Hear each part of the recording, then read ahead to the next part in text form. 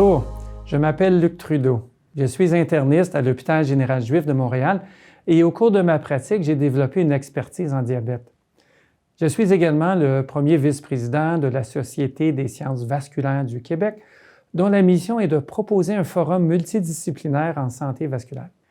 C'est d'ailleurs dans le cadre de mon implication à la SSVQ que j'ai été mandaté pour présider un comité d'experts afin de développer un outil de protection cardiovasculaire diabète type 2 afin d'offrir une meilleure protection cardiovasculaire à un patient souffrant de diabète type 2 et à haut risque de maladies cardiovasculaires. C'est à partir de cet outil que nous avons décidé de vous proposer une série de 4 balados que vous pourrez également retrouver sur notre page YouTube et dont le but est de répondre à certaines questions qui nous sont posées régulièrement dans nos pratiques cliniques. Cette fois-ci, nous aurons une discussion entre Dr Michel Vallée, néphrologue à l'hôpital Maisonneuve-Rosemont, et Dr Simon Falardeau, interniste à l'hôpital Sainte-Croix de Drummondville, tous les deux membres du comité d'experts sur l'application en diabète de la SSVQ, qui discuteront de diabète et de maladies rénales. Je vous laisse donc en bonne compagnie. Alors, bonjour, Dr Vallée. Bonjour. Bon, alors on va parler aujourd'hui de maladies rénales et de diabète. Alors, un des points qui est toujours intéressant, c'est la néphropathie diabétique. Dans ta pratique, comment on fait pour diagnostiquer la néphropathie, puis qu'est-ce qu'on va faire pour la prévenir? Bien, pour la trouver, la néphropathie diabétique, il faut faire la recherche de microalbuminurie et mesurer aussi le DFG une fois par année. On commence chez les diabétiques de type 2 au moment du diagnostic et ensuite une fois par année. Et on peut être obligé de le faire plus souvent si on trouve une néphropathie diabétique, surtout à un stade avancé d'insuffisance rénale. Qu'est-ce qu'on devrait faire chez nos patients diabétiques pour essayer d'éviter de la prévenir, en fait, pour pas que cette maladie-là se développe? Il y a plusieurs choses qu'on peut faire. Moi, j'appelle ça l'approche multirisque, où chaque facteur de risque est traité de façon agressive pour prévenir la néphropathie diabétique. Et en même temps, on prévient aussi l'athérosclérose et les maladies cardiovasculaires. Donc, la première chose chez les diabétiques, c'est de viser la cible d'hémoglobine glyquée. Il y a d'autres cibles aussi importantes, la cible de pression artérielle, si c'est pertinent, la cible de dyslipidémie, puis évidemment les modifications des habitudes de vie. En priorité, arrêter de fumer et ensuite, également, le poids santé, une saine alimentation, de l'exercice régulier. Tout ça prévient la néphropathie diabétique et en même temps, garde une bonne santé cardiovasculaire aux patients diabétiques. Une fois qu'on a diagnostiqué, donc on a vraiment vu que notre patient avait une néphropathie, c'est quoi les meilleures stratégies, vous pensez, par laquelle on pourrait réussir à ralentir ou peut-être même complètement arrêter le développement de cette maladie-là? Oui, bien, à part atteindre les cibles dont on vient de parler, il y a évidemment le traitement préférentiel de l'hypertension avec les IECA et les ARA, qui a démontré un bel effet de protection rénale il y a plus de 20 ans. Mais là, maintenant, aujourd'hui, il y a des nouveautés et il y a l'administration des inhibiteurs SGLT2 qui permet d'optimiser la protection vasculaire en général, cardiovasculaire, mais aussi offrir une protection très, très importante contre l'insuffisance cardiaque et surtout la néphropathie diabétique. Et là, vraiment, on a des résultats spectaculaires de l'ordre de 30 à 40 de réduction des événements rénaux. Et ce qui est intéressant, c'est que c'est aussi un traitement préventif chez les gens qui n'ont pas de néphropathie diabétique. S'ils ont un inhibiteur SGLT2, on peut prévenir la survenue de néphropathie diabétique. Et même quand on a une néphropathie diabétique avancée, on peut traiter avec des inhibiteurs SGLT2 pour traiter la néphropathie diabétique et ralentir sa progression.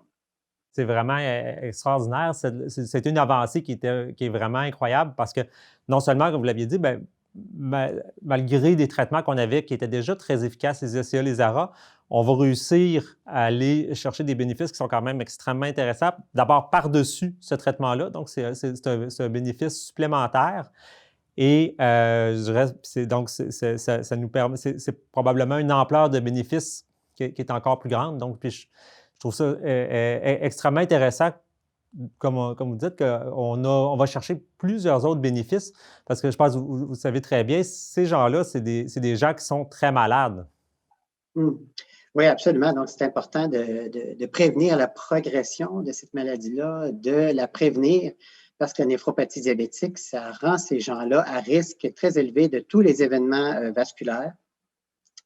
Et donc, si on peut la prévenir et une fois qu'elle est là, la ralentir, ça prévient d'autant plus ces événements-là. Et donc, c'est bon pour leur santé en général, et aussi prévenir la survenue de la dialyse. C'est évidemment au niveau de la qualité de vie des patients quelque chose de très important. Tout le monde veut éviter la dialyse autant que possible. Oui, puis justement, par rapport à la dialyse, quand on regarde ça, si ça nous amène vraiment une possibilité probablement de repousser beaucoup la dialyse chez ces patients-là. Oui, on peut repousser la dialyse probablement de plusieurs années avec les inhibiteurs SGLT2. Donc, ça tend à aplatir la courbe de diminution du débit de filtration glomérulaire. Et après les premières semaines où il y a une petite baisse ici qui est probablement importante, cette baisse de DFG qui est probablement importante dans la production de la protection rénale, un petit peu comme les ISA et les ARA le font.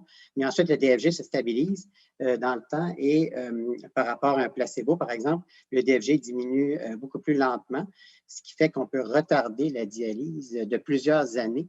Dans certaines études, même, c'était plusieurs décennies même qu'on pouvait prédire que la dialyse pouvait être retardée, ce qui pourrait faire toute la différence dans la vie d'un patient entre continuer sa vie et éventuellement mourir d'autre chose sans faire de dialyse par rapport à quelqu'un qui n'a pas eu la chance d'avoir un inhibiteur SGLT2 et qui va progresser vers la dialyse dans le courant de sa vie.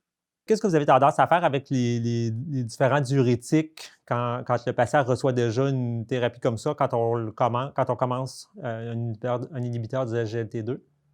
Oui, bien, premièrement, pour les diurétiques thiazidiques, qui sont d'excellents agents antihypertenseurs, si le patient est déjà très largement dans les cibles, c'est bon de le diminuer de moitié ou peut-être même l'arrêter parce qu'on sait que les inhibiteurs SGLT2 font baisser un peu la pression. C'est l'équivalent d'à peu près un demi-agent antihypertenseur. Par contre, si on est loin de nos cibles de pression, c'est bien de ne pas toucher à nos diurétiques thiazidiques et l'inhibiteur SGLT2 va juste être un traitement d'appoint pour atteindre finalement potentiellement notre cible. Pour ce qui est du furosémide, eh bien, si le patient est encore une fois hypervolémique, il se peut bien que notre inhibiteur SGLT2 va être un traitement d'appoint qui va nous aider. Mais si le patient est euvolémique et peut-être même un peu hypovolémique, c'est bien de diminuer le furosémide de moitié parce qu'il va avoir un effet synergique avec notre inhibiteur SGLT2 qui fonctionne en grande partie par son effet diurétique. Hein. Donc, ça fait uriner du glucose sous forme de glucose de sodium, ce qui va en fait avoir un bel effet diurétique avec un potentiel de déplétion volémique qui est faible, mais qui peut survenir si on ne fait pas attention, notamment à notre traitement par furosémide. Parfait, puis, tout à fait. Il faut quand même être prudent parce que l'effet diurétique est quand même modeste au niveau des inhibiteurs de SGLT2, donc il ne faut pas non plus trop le diminuer parce que surtout particulièrement pour les patients en insuffisance cardiaque où là, des fois, on pourrait avoir des mauvaises surprises. Moi, dans ma pratique, parce que ça fait déjà plusieurs années que je les utilise chez les insuffisants rénaux, et ce qui m'a toujours fasciné, c'est à quel point c'est beaucoup mieux toléré. Et même, c'est même beaucoup plus facile à débuter que les IECA, principalement de par le fait qu'on a beaucoup moins d'hyperkaliémie et les déplétions volémiques, les augmentations importantes de créatinine sont quand même surprenamment assez rares. Donc, ce qui était intéressant dans les études, c'est de voir qu'en fait, finalement, il y avait moins d'effets secondaires, d'effets désirables que dans un groupe placebo. Moi, à ma connaissance, il faut retourner aux études d'ARA pour avoir des données comme celle-là. C'est très intéressant. Et ce qui est encore peut-être un peu plus intéressant, c'est que malgré cette baisse-là initiale, on a très peu d'insuffisance rénale aiguë et ça semble être probablement une des nombreuses manières par lesquelles ça protège. Donc, c'est quand même là, très intéressant. Ben oui, c'est un excellent point, Dr. Falardeau, parce que les gens ont parfois un peu peur d'utiliser les reins pour traiter le diabète et créer une protection vasculaire. Donc, utiliser les reins en faisant uriner du glucose.